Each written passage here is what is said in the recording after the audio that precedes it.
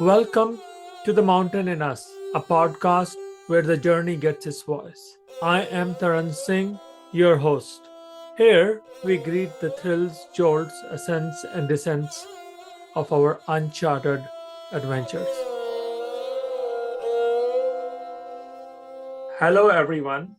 Today, my guest is Collette Alvis. She is a leader, a mother, and an explorer. Her family came to the US from Guyana when she was 6 years old, and she is deeply connected to her Guyanese culture, cuisine, and land. Welcome to the show, Colette. I am super excited to explore the palette of the food and the stories from your family tree. So excited. Oh, well, thank you. Thank you. Thank you. Thank you for having me. I'm super excited to speak with you because you and I always talk about these things and it's nice to share it.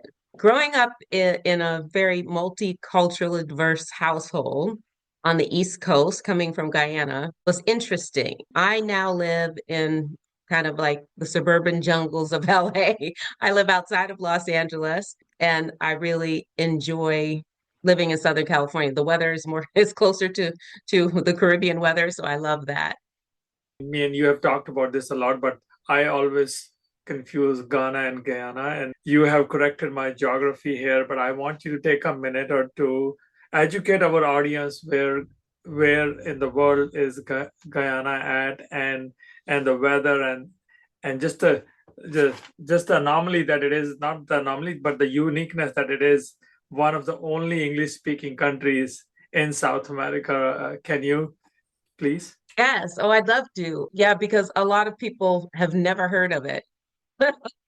A lot of people have never heard of Guyana. Guyana is a very small country in the South American continent, kind of on the tip, on the northern tip of the South American continent. We are the only English speaking country in South America, and we have less than 1 million people. It was formerly a British colony, so it's a very diverse population with Afro-American, lots of Indian, Chinese. We have a big Chinese population as well. So the culture is really rich and the food is amazing, which we're going to talk a little bit about. We've got a ton of natural resources and a unique ecological system. We have the Amazon right there, so it's a very and we're considered one of the Caribbean countries, even though we're attached to South America, we're considered a Caribbean country. We're a member of CARICOM, which is a collection of Caribbean countries, and the culture is very much the same as like Trinidad and the other Caribbean countries, Jamaica, etc. Yeah, no, that's what I thought. Why is it Caribbean when it is not even in Caribbean? So that's. And I thought, I was always good in geography. I aced my geography test, but this one, man, I put you in Africa first time I met you, and like, oh, because I love soccer a lot, so Ghana is like right there in my one of the few favorite teams I have. And you talked about and you gave us a hint that you moved to the United States when you were 6, and now you are in LA.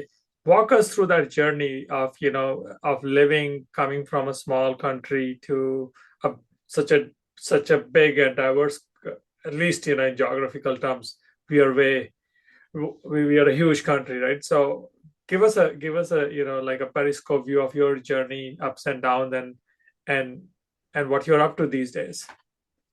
Oh, well, I think being an immigrant for anyone in the US is just a very unique experience. And I think the experience really varies whether you're a child or you're an adult. My parents are amazing. They've been married almost 60 years now.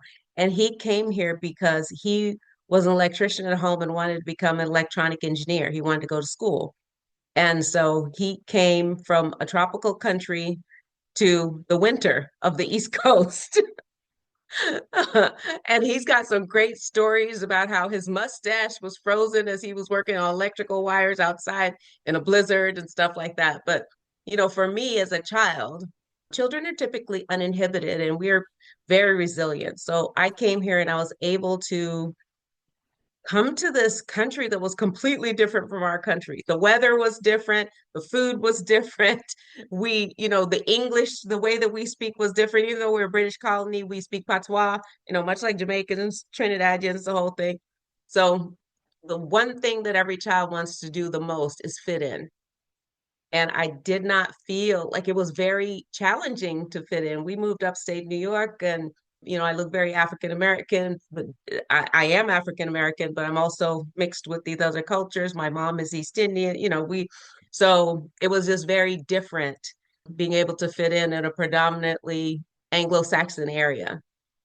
We were grateful because we had really great neighbors, and my parents had set up a really great community for us. Like my brother's godparents are Anglo-Saxon, and they were their family.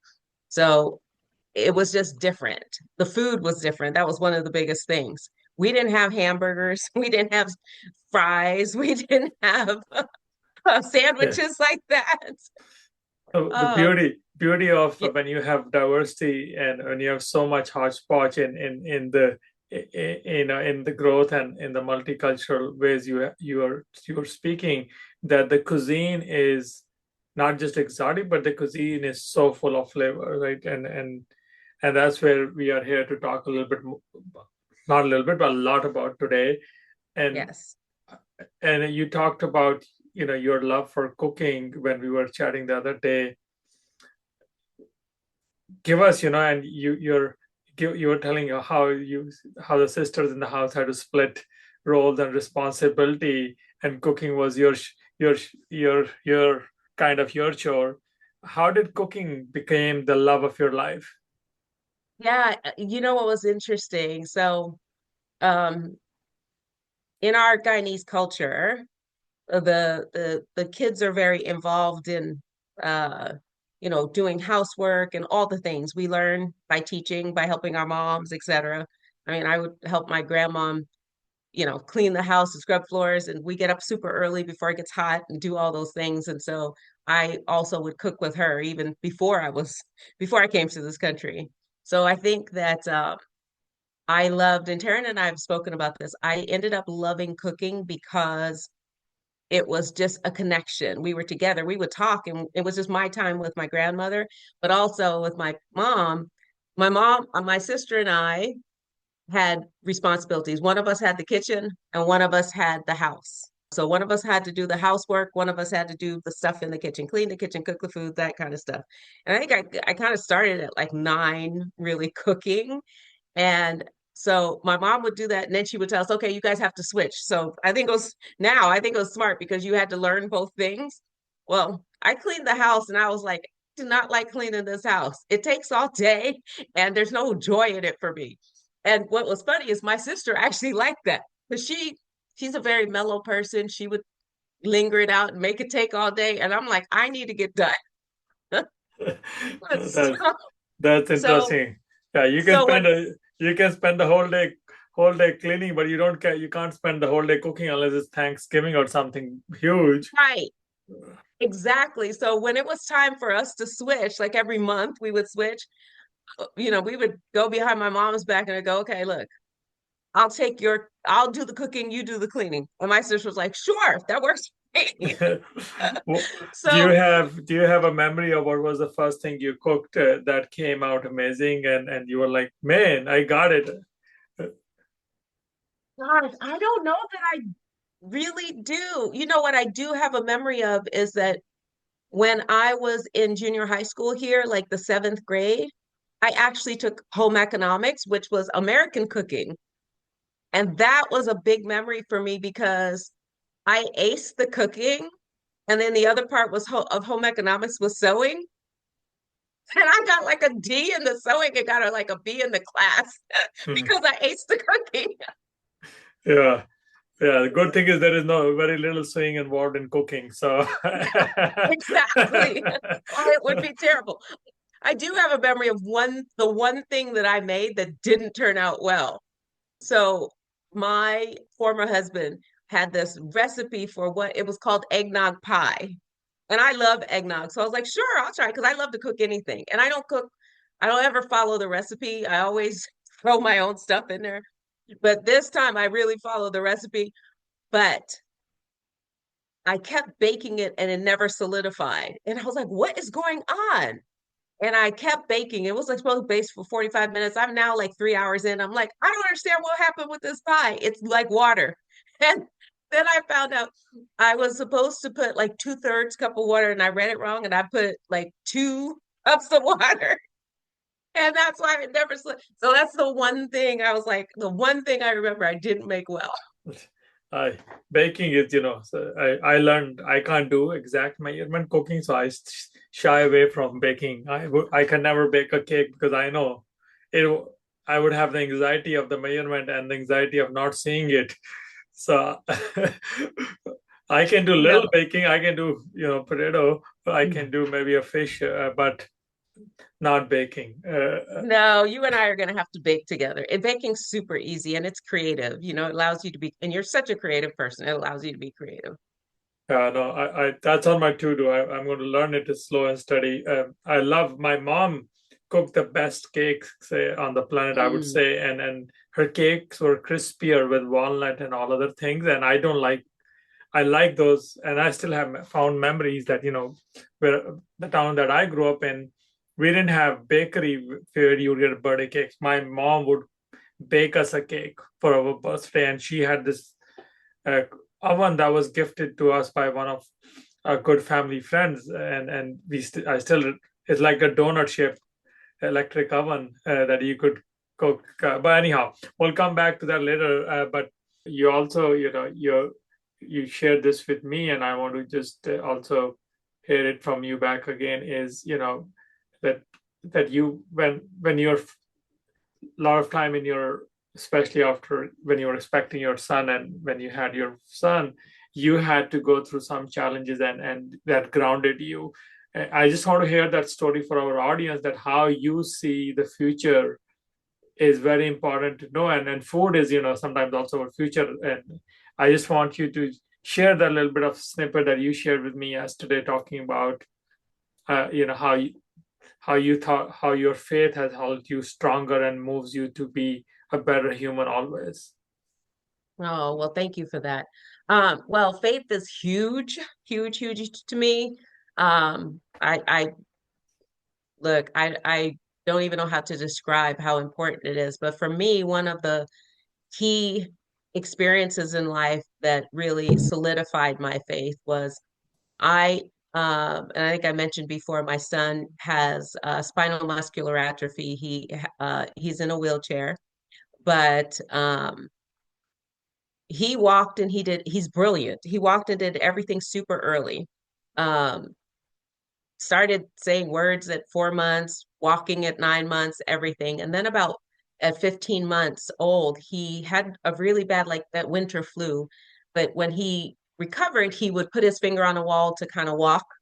And so that one finger went to two fingers. And so I spent a year of taking to him to every kind of doctor that I could imagine, hip specialist, joint specialist, bone specialist. He had MRIs, CAT scans. No one could figure out what's going on. They kept telling me I was a nervous first time mother.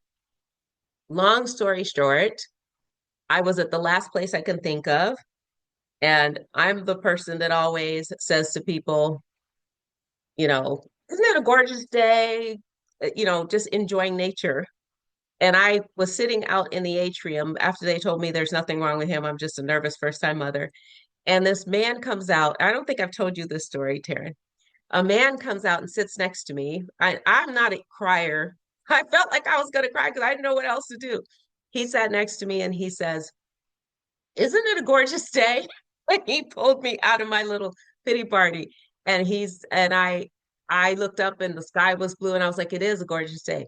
And so he said, "Oh, why are you sitting here?" And so I start pouring out my heart to this man. And he says, "Why don't you bring him in to see me?" And I said, "You're a doctor?" And he said, "Yes, I'm a neurologist."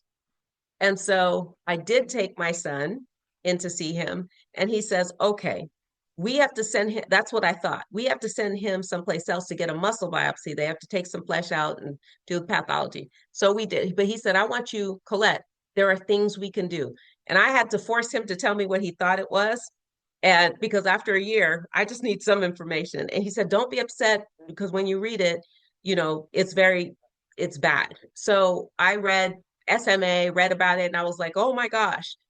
Um, Anyways, we did the pathology report, and he and I had spoken every 2 weeks just to keep in contact. So After we got a diagnosis is when he said we can start doing some things. I called his office the day we got the diagnosis, and his assistant tells me, Collette, nobody called you. And I said, call me for what? She goes, his name was Dr. Firemark. Dr. Firemark passed away on Sunday. I said, what? There was nobody else in the world I'd ever met that even knew what was going on with my son or given me hope.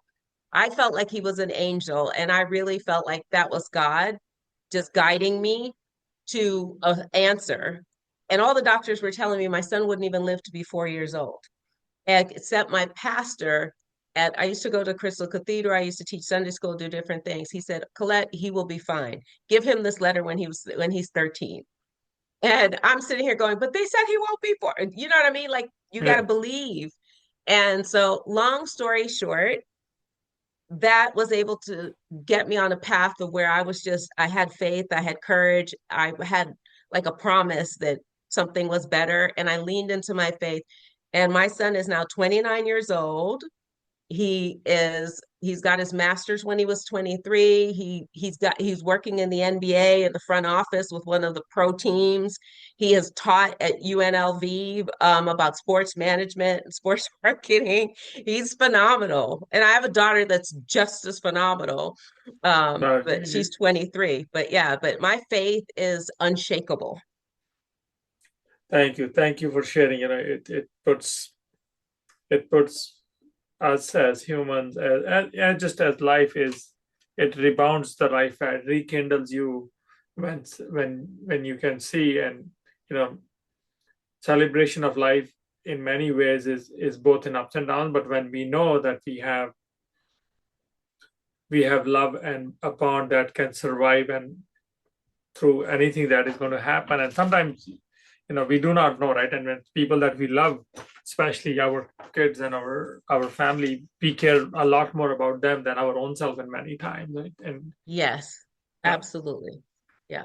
yeah. And this is I want to put another future in your head. This is this you need to put the story out for a lot of us, right? So that we can always go back and see faith. uh, Sometimes it's easy, sometimes you lose your faith, but when you see your others faith, your faith also rekindles. Oh, this is because that's the beauty of faith. It works its magic across everybody. You just don't, it's not just for one person. um Yes, that's true. That's true. uh, Going, and I know you live close to your mother now, and your mother has played an integral part in pushing you into this cooking journey. What Yep. are some of the recipes that you say, oh, I learned it from my mom, and can you and the stories behind it? I would love to hear that from you. Oh, well, like I said, I feel like I love cooking because it's a sense of community. I also cook with my kids, and even though my son is actually physically handicapped, he's in a wheelchair, but ever since he was a kid, I would have him be my sous chef in the kitchen. He would help me, and he very much is involved in doing that now. He loves food and cooking and all that kind of stuff. But with my mom, same thing. I would cook with her, and it was just our time. We would talk, we would laugh, we'd do things. And I was learning about her culture and her mom. And like I said, she's got an East Indian heritage. So a lot of the things we were cooking were like dal. We would cook dal puri and roti, which is like a bread. And in our Guyanese culture, we eat it with, curry, regardless of if it's vegetarian curry, chicken curry. You guys know if you've ever heard of the Caribbean, everything is a curry. Yeah, I mean, I'm in the same boat. You know me that in if there is no curry in a single day, we Indians feel that we miss something in our life. Yes, it's true. And the only thing is, my mother and father, and the rest of my family look at me strange because I don't love rice, which is a staple in the Caribbean culture. It's like, how can you be Guyanese and not love rice? But I don't love rice. I love all the bready stuff that you eat with the stews. Our culture, typically, you'll have a stew. Really, there's like a stew that make chicken or whatever. It's got a lot of potatoes, a lot of seasonings, and then we have curry, and we have everything, vegetables that we season and cook, but everything usually goes with a rice. For me, everything goes with some version of like a bread, like whether it's curry or it's a roti, which is a flat bread with flour and like different oil and a little bit of baking powder, and then you cook it So on you the make you on make your own dough, right? So you make your own dough, right? yes, yes. You make So it and then you roll it into little balls and then you roll it out. And we cook it on what we call a tawa, which I think the American word that's closest to it would be like a griddle. So then it gets a little crispy on the outside. Here's the very Caribbean thing. Then you fold it in like four, and you literally have to take your hands and clap it because it breaks off any of the harder pieces and it makes it very fluffy and soft, and it's absolutely amazing. yeah, now So, you're getting me hungry. My mom is, and I learned I one of my I love making dough, and even at home I love uh-huh. making dough, and sometimes I would take fengaruk or methi, what we call, from the garden, chop it Hmm. and mix it with the flour and make the methi dough like you make for the puri. I mean, I'm not a big puri fan, but I do make the dough for the house, especially over the weekend when we have luxury to eat in peace. Uh, and Yeah. No, yeah, we do. And then there's like the puri, which is like the roti I just talked about. But this one, we boil split peas, like the yellow split peas. We grind them and then we season it. Our food is very rich with flavors, we season it and we actually put that inside the dough and roll it out and cook it on the griddle. And this one you don't have to clap. You just fold it because when you break it open, there's this very, very, very almost like close to microscopic flavored peas inside. So yeah, so it yeah, sounds similar to what you're making. oh, now I'm even getting more hungrier. Before I came to record this podcast, I put some red beans on the pressure cooker because I knew after this call I'm going to be dead hungry. So I made sure that my appetite is taken care. So I have what we call rajma, the kidney beans, and I'm going to make a curry out of it. But talking about recipes, Mhm. is I want to also learn a little bit more about, you've experimented a lot in your recipes, and some of it is, as you cook to get the joy. What is one recipe that you go again and again to get both the joy and the nutrition back, and can share it, how that recipe came into origin? Well, I'd say one simple. I have a lot because I don't measure anything. I feel like I'm the worst chef or whatever. When people ask me, I don't measure things. I cook by taste. As I'm cooking, I taste it. I'm like, oh, does it need more jeera? Which American would be cumin. We use a lot of that, things like that. But one of the things that I love to make because I'm a snacker, I love to make what we call chana. And so I take garbanzo beans and whether I soak it overnight so they're not dehydrated and then I boil it, or whether I buy them in a can, the simple version. And I've also kind of taken everything because I don't have time to simplify it. So I don't do like in Guyana, you would take all day in the kitchen. I don't. I'm a fast cook. I'm like a 30, 40-minute cook for a whole meal. But I take chana because it's a snack and I rinse it out from the can, drain it, and then I cut up onions, garlic, different kind of, seasonings. And I stir fry it a little bit, the chana, stir fry it a little bit in a pan. I add cumin, sometimes turmeric. Everything we eat has spicy hot pepper. We make it from scratch. We grow it and we make it from scratch. Salt, different seasonings, and then it's just a nice it has good protein because the garbanzo bean chickpeas has protein. It's very flavorful. You can eat it with your meal or it can be a snack during the day. And that's like one of my favorite things to make and just leave on the counter. And, if the kids want to grab a spoon and a little bowl and get it, that like it's there, or people come to my house, it's in the refrigerator. That's No, one of my favorites. that's a great snack to have, and easy, right? And what you said also, I'm all, when I cook in the kitchen, if it's going to take more than 30 minutes, I'm done. right? One time I tried doing a turkey and I said, this is it. I am never doing turkey in my life. This thing is, I can learn flying in that much time. then, then then learn how to cook a turkey, right? So I had to give up my passion for turkey. But if it takes me more than 30 minutes, that means either doing something wrong or it's not the palate that I'm in. Um, in Yeah. terms of, and in the world we live, I know you the vision that you've talked about and you've shared with me is that you have stories and you also have these recipes. How do you envision bringing these things out to the world, right? When am I going to see Collette cookbook in the market? But Taryn is always asking me this question now for a couple of years. So because of you, I've kind of started writing a cookbook, and I I will have a cookbook next year.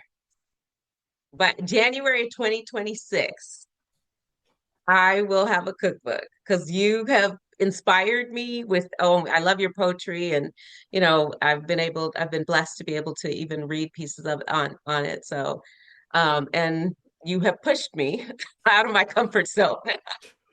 And I I will tell you, because you said it was okay. My cookbook will not have exact measurements because I don't cook like that.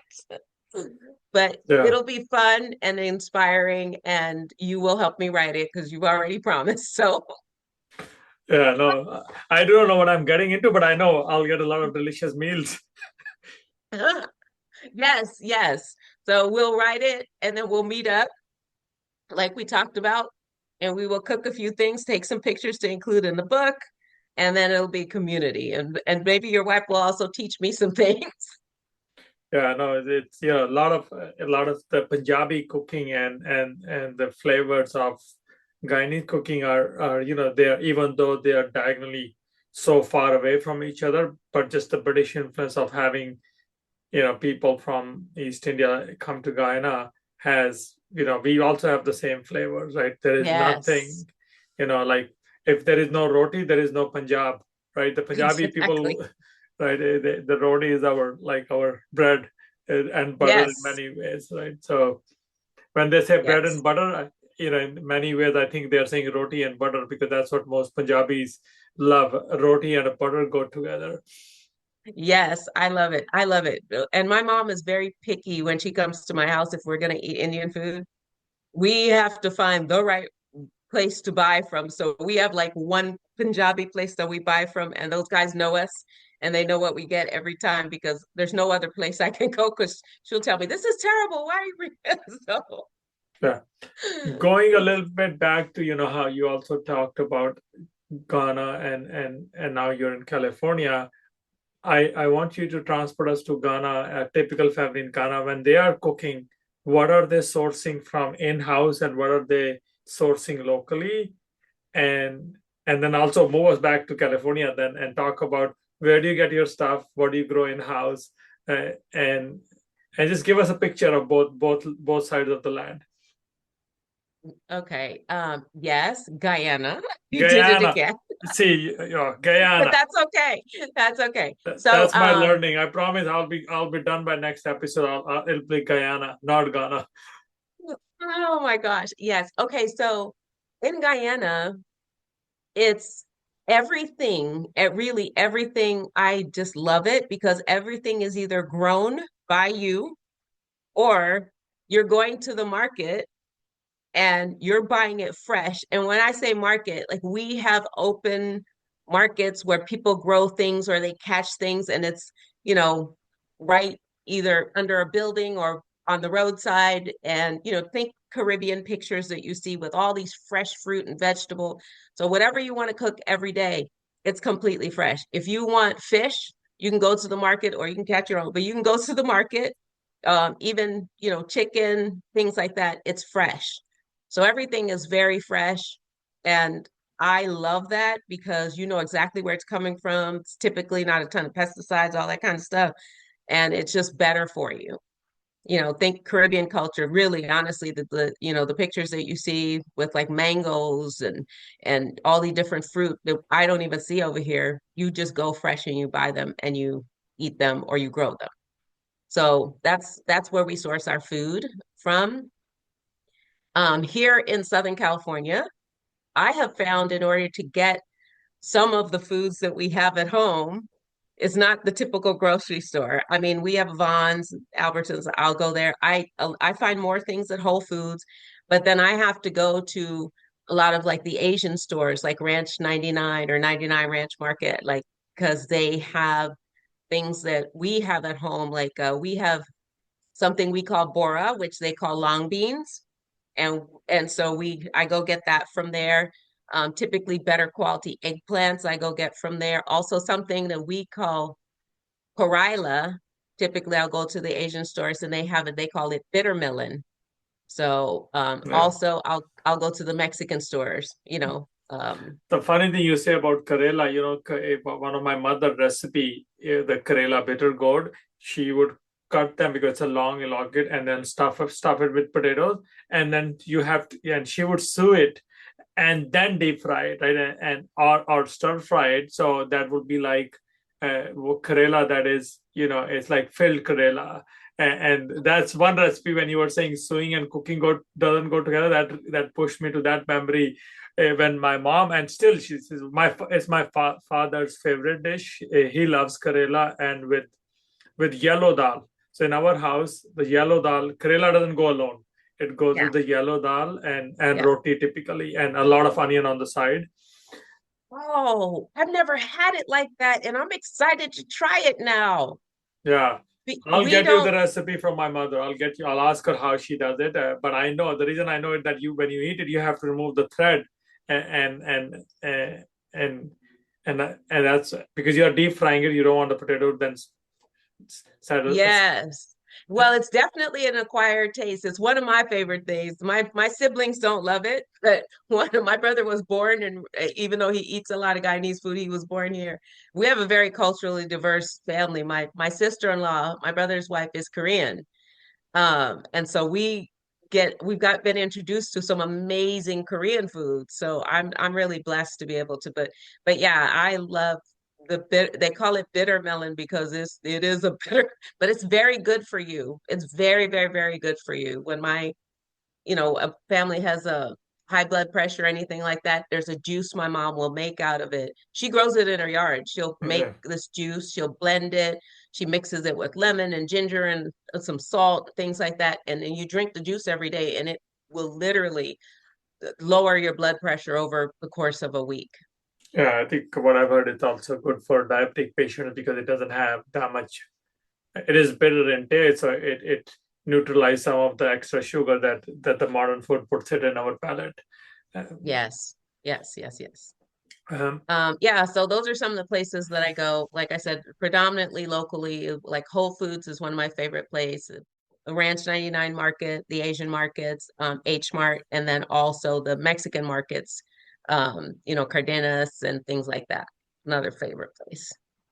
yeah, I mean, good thing is, you're close to Mexican border, so a lot of fresh fruit can easily land on the other side of the Yes. border, right? At least like the what I've seen is the cilantro, and I grow a lot of it, but in the winter it doesn't grow well in the bay. But No. the cilantro that you get from a Mexican store is so different than the cilantro that you get anywhere else.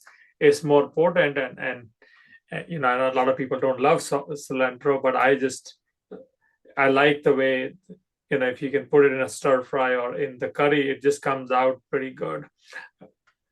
Yeah, yeah. I'm very fortunate where I am. I'm about maybe an hour and a half, 2 hours from Mexico, from the border. So I can drive there or I can get to San Diego in an hour. And so I do have a plethora of fresh fruits available to me. And then Taryn, I have fruit trees in my yard. So I've got Yeah, lemon, lime, peach, nectarine, cherry, persimmon, pomegranate, and I just planted an avocado tree, so it'll be a few more years before I can get to that. yeah. Yeah. You have a green thumb. You have a green thumb, and before I let you go and get back to your cooking, why don't you leave us with a recipe that you would say, Tarun, this is my go-to recipe, and I want you to go try it out, and I'll have the notes so that the audience can easily copy it. But give us a simple recipe that you would say, hey, guys, go try it out, and this is Collette's signature minus the chana one that you gave us. Okay. This is a maybe not a level one simple, depending if you've never cooked before, maybe it's a level two. But I told you guys I love bread or anything, anything bread. Because I love to, eat it with all the stews and things we have. So this is what we call bake. We're very simple. So we have different kinds of bake. This is a fried bake recipe. So it's not if you're watching your diet. So it's not every day. I cook this every few months or so. But this one is very simple. In a bowl with a basin, you'll put a little bit of salt, maybe like a sprinkle of salt, and maybe like a tablespoon of sugar. I like to use brown sugar.